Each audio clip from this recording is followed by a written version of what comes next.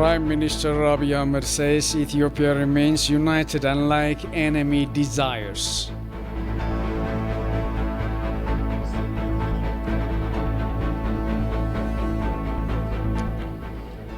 And Ethiopia successfully launched its second satellite into space at the Airlines Edition.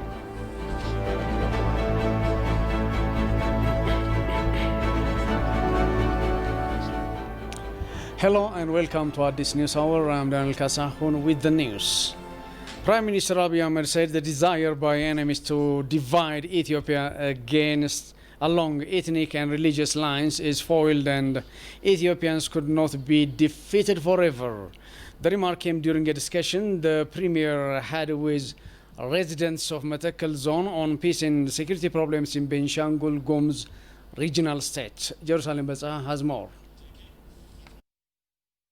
Prime Minister Abiy and other government officials have converged with residents of Matakkal zone, Benshangul Gumuz regional state to discuss alarming security issues. Speaking on the occasion, Prime Minister Abiy indicated that unity is the only option for Ethiopians to maintain peace and preserve unity of the country. የዓለም ሚዲያዎች ብዙዎቹ ጠላቶቻችን የሚዘውሯቸው ኢትዮጵያ እርስ በርስ እየተባላች ነው። Our enemies have been trying to divide Ethiopia along ethnic and religious lines, even using international media. They were speaking about our destiny happily as if the country was about to turn into a failed state and playing it into civil war. But that never happened. Ethiopians successfully foiled all attempts. I will tell them, as always, Ethiopians and Ethiopia will never kneel for anyone. The Premier on the occasion reminded leaders of Benshangul Gumuz state, where people are being killed because of their ethnicity, that legal measures will be taken against leaders who failed to discharge their responsibilities in ensuring rule of law in the state.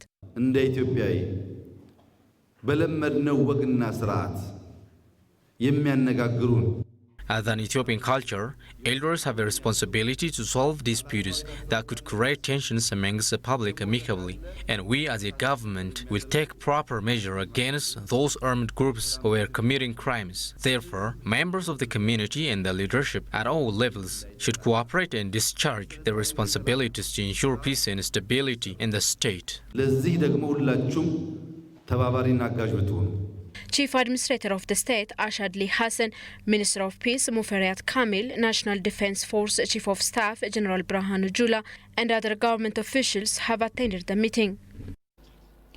President Sahle-Work Zewde received credentials of 7 newly appointed ambassadors to Ethiopia yesterday. Submitting their credentials, the newly appointed ambassadors expressed readiness to solidify bilateral ties of their respective countries with Ethiopia. Haftam Ashagre has more.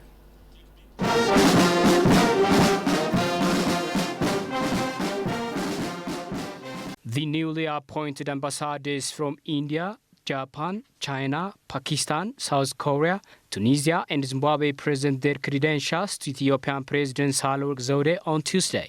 Submitting their credentials, the ambassadors vowed to work on cementing bilateral ties of their respective countries. Japanese ambassador to Ethiopia, Ito Takako, said on the occasion that the government of Japan is keen to share its vast experience in technology and capacity building endeavors to Ethiopia. Well, certainly, we'd like to help the building of democracy and a strong economy in this country.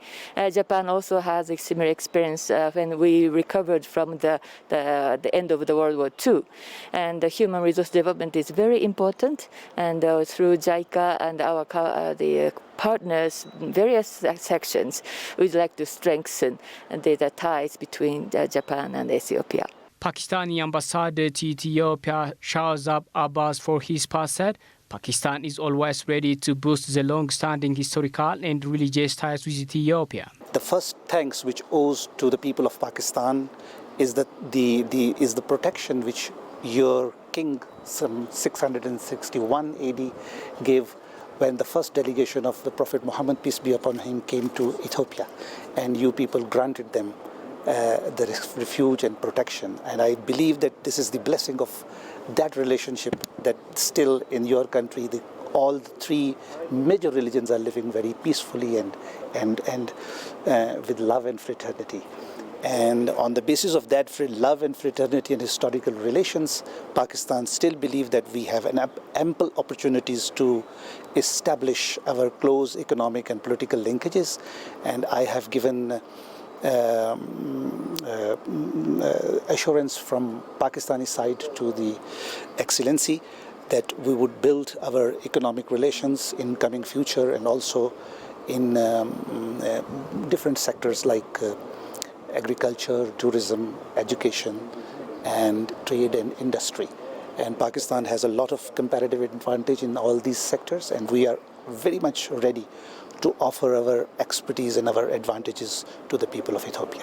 Briefing journalists, spokesperson of Ministry of Foreign Affairs of Ethiopia, Dina Mufti, who attended the ceremony, said President Sahle Zewde briefed the newly appointed ambassadors about the law enforcement operation in the northern part of the country. According to the spokesperson, the president has also briefed the newly arrival ambassadors about the rehabilitation efforts of the federal government in the state of Tigray. Her Excellency Ambassador President Sahle Zewde have briefed them on the way we have protected law and order in the country. Ethiopia's successful operation in maintaining law and order in the country. And they were briefed about the success therefrom.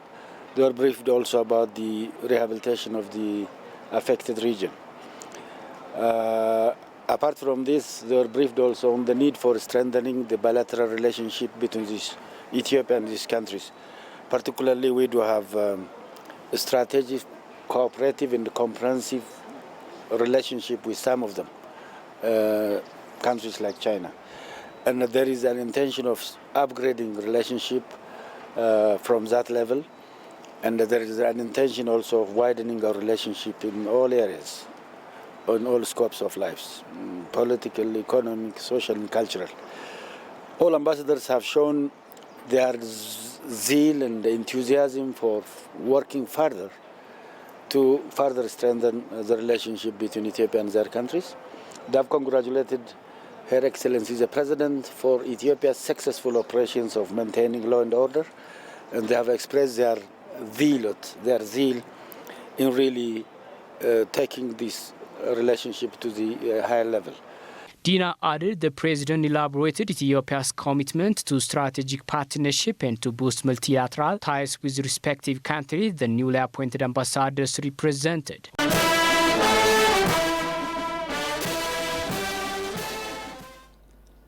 The second Ethio-Sudan high-level political consultation on boundary issues commenced in Khartoum, Sudan on Tuesday. In his opening remarks, Deputy Prime Minister and Foreign Affairs Minister of Ethiopia, Demeke Mekonnen, expressed his deep appreciation to Omar Bashir Manes, Minister of Cabinet Affairs of the Republic of Sudan, for the warm welcome and generous hospitality accorded to the Ethiopian delegation. Demeke on the occasion underlined that the two countries are committed to amicably resolve differences regarding their common border. Demeke conveyed the warmest congratulations to the people and government of the Republic of Sudan for being delisted from the state sponsor of terrorism. According to Demeke Mekonnen, Ethiopia strongly believes that this long overdue decision by the government of the United States to remove Sudan from such a list and the lifting of economic and financial sanctions will pave the way for Sudan to re-engage with its development partners in realizing the development aspiration of its people.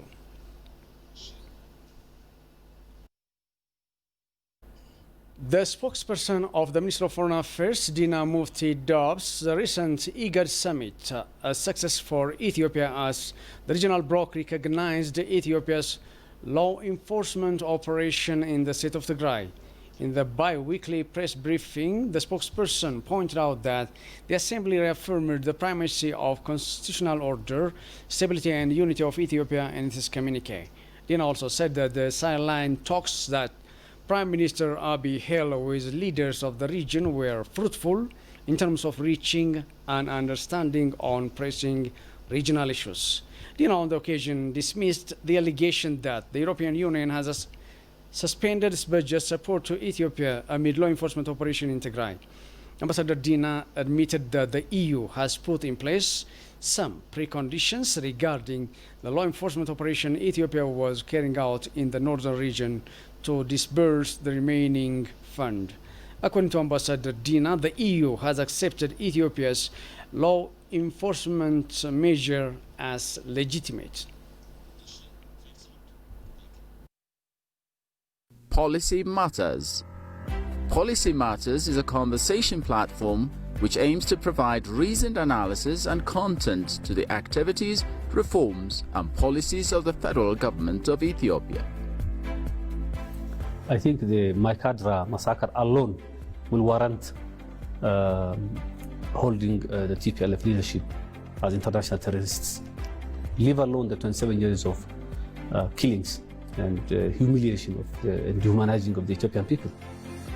Coming from the Somali region, where for nearly 10 years the TPLF was committing something close to ethnic cleansing, and knowing the silence of the international community, I was left to wonder what considerations are there for the international communities when it comes to passing moral judgments and political positions on countries.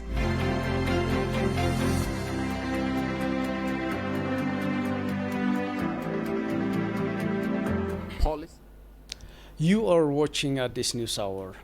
The restructuring of Ethiopia's security intelligence was one of the difficult tasks the new government leadership faced during the tiresome reform process.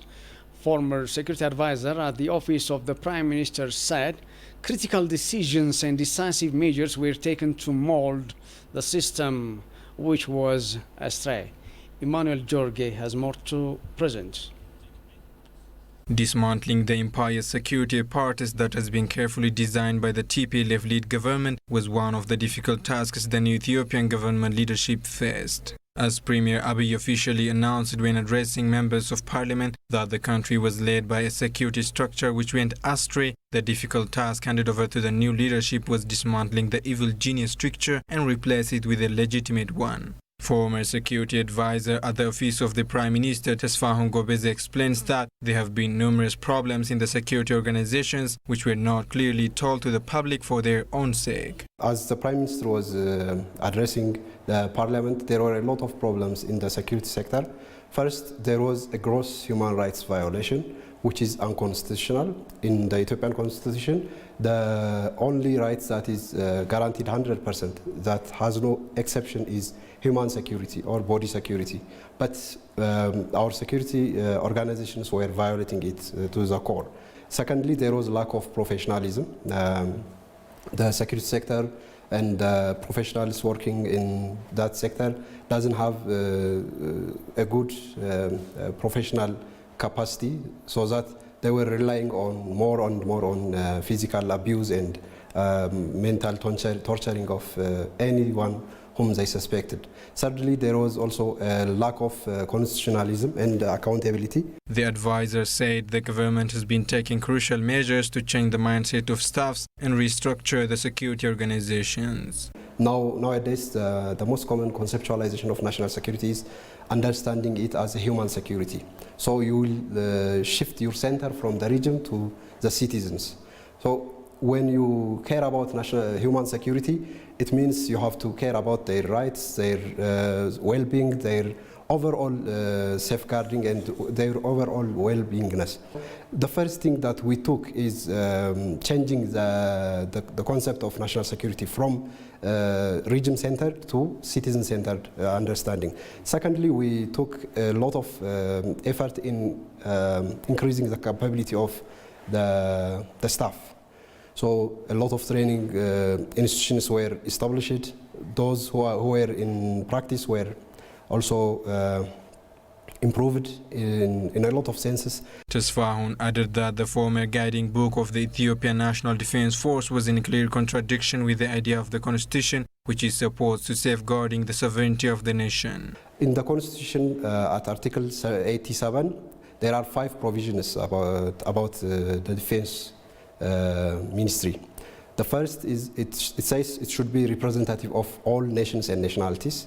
Second, it says it should be led by a civil minister.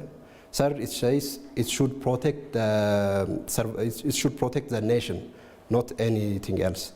And fourth, it says the army should work with no affiliation, political affiliation. So when we see the Red Book in this regard, it is in stark opposition to these provisions. First, it says in blatant terms that the army is guardian of the party. And it equates revolutionary democracy to the mere existence of the nation. This is at this news hour. The TPLF terrorist group was hell-bent on power hegemony in the National Defense Force. The clique was also pressurized members of the army to get preoccupied with race and ethnicity rather than national unity. Higher officials in the National Defense Force who talked to ETV at Mekelle studio have revealed some of the sabotage the TPLF used on the army before its disposal. Shfarao Lako presents the story as follows. Some higher officials of the indomitable National Army have spent some time with ETV in Mekelle City. They have narrated the heroic journey the army has undertaken in pursuit of ensuring rule of law. They also recalled the closely woven relationship that developed between the North Command and the people of Tigray by actively engaging in different social and economic activities. They said, however, the military junta was all along busy sabotaging their constructive efforts because it was bent on power hegemony, paying no attention to national unity or military discipline. They used to come up with various schemes to have dominion in the army.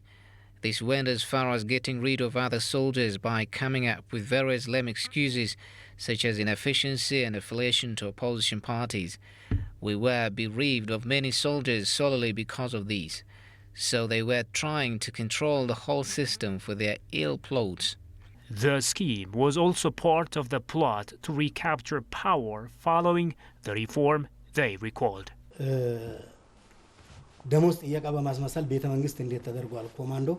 It is to be recalled that the special commandos recently went to the National Palace in the name of requests for salary raise.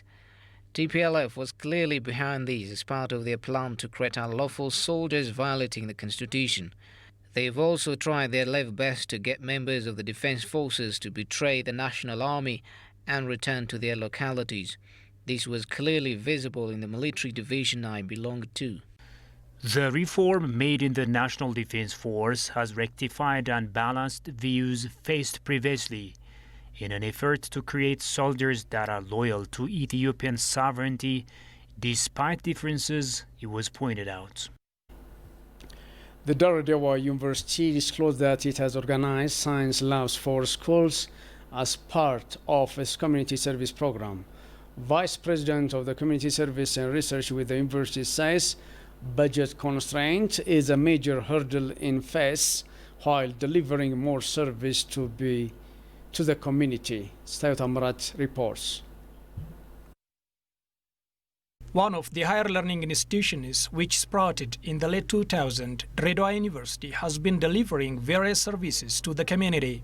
One of the critical areas which needed additional service from the university is building capacity of teachers by organizing and furnishing school laboratories. We cost around 1.3 million birr, and we established a laboratory for a model school, and we train the teachers and students here. The other thing, they have the instrument, they have the chemical, they have the apparatus on the other schools, okay, other than the model school. They have those instruments, but they don't know how to use and how to set up those materials. So we give training for them. Even we establish the setup and we train them, okay, to use the materials. This is Mariam Sefer Preparatory School, one of the schools that has become a beneficiary of the community service. The school says the university furnished its science laboratories and ICT rooms. Our school has been selected to become a beneficiary of the community service program. The university supported science laboratories and ICT department. It organized and furnished our physics lab, which is of paramount importance to our students and teachers. It also installed ICT facilities. Over the past year, they came for a third-round support to organize a furnished technical drawing lab and special needs center, although it was short-lived due to the global COVID-19 pandemic. Moreover, the university contributed a lot to capacity building of teachers.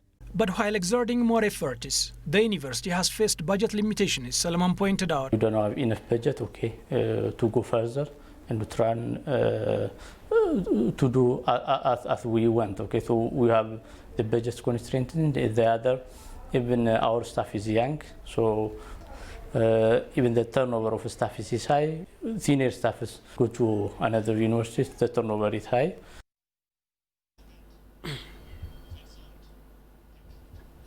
Ethiopia on Tuesday successfully launched its second remote sensing satellite into space.